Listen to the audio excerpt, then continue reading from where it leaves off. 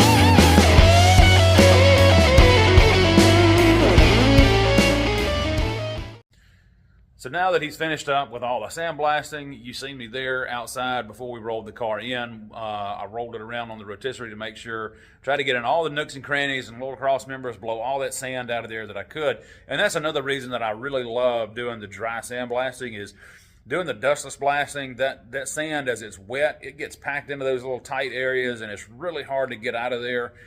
It's just personal preference. There's nothing really wrong with doing those dustless blasting. It's just that we prefer to do the traditional blasting here. So let me get the camera turned around here, and I want to go over the car and kind of show you what it looks like after he's done all the sandblasting on it. So again, as you can see, everything here looks like it's all brand new metal, even though it's not. I really love having it sandblasted done. It's very satisfying to watch. And then it takes it down to where everything is all uniform, and there's very little prep work for us to have to do to come in and actually put an epoxy primer on this. So, let me kind of walk around here to the front. Again, you can see done all the body mounts up here to the front. on both sides. Again, they look absolutely brand new. You can't really tell where the new metal starts and the old metal begins. So everything, of course, we didn't really have him touch that. Just anything that didn't already have new metal on it, you know, he just kind of buzzed over. We didn't really have him do anything on the exterior of the car, but he got everything here on the floorboards, all of the inner kick panels. This is the back side of the firewall and the bottom side of the dash. Just really cleaned everything up for us. Again, the back wall there, the divider wall between the back of the cab and the trunk floor, the package tray area with all the speakers.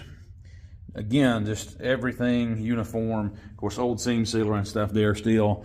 We can get that out, but the trunk floor on the inside. And again, we did find, I mean, there's a couple of little small pinholes you can see there that he did find. And that's one of the things that I do like, is that sandblaster will find our weakest spots in the metal. And you can see there's a couple here, there, a couple here. So we'll go back in and address those later as well. Did do the back of the body panel here. And again, just a good platform for us to go back in. So our next phase, or our next processes here, is now that everything is down to bare metal, we're going to come in and we're going to spray everything with a really good epoxy primer. Inside of the floor, the outside of the floor, the bottom side rather. And then once that's done, we'll repair whatever repairs we need to make back there to the floor, our little pinholes. And then we're going to come in and seam seal all of our joints here where our cross member is attached to the floor. That wasn't done from the factory, but I like to do that. It's just another added layer of protection. So any seams that we have, even the factory seams here, we'll put seam sealer on all of those, on the bottom side of the car and again on the inside of the car. We'll come back in and do all of our pinch weld right here where the floor meets up to the rocker panel. And once we do that, we'll pretty much be waiting for our new chassis to arrive. We'll put the motor and transmission. We do have to cut a hole there for our shifter to go through. And then we still have to weld on the tabs for the console mount on the other side of the floor. But while he was doing our sandblasting, we did go ahead and have him do the core support and the bottom side of the deck lid. It had a couple of layers of paint on it, and it just made more sense. He could run over it real quick. It literally took him like 5 minutes to blast this thing out. And it's a lot easier than us trying to sand all these little radiuses.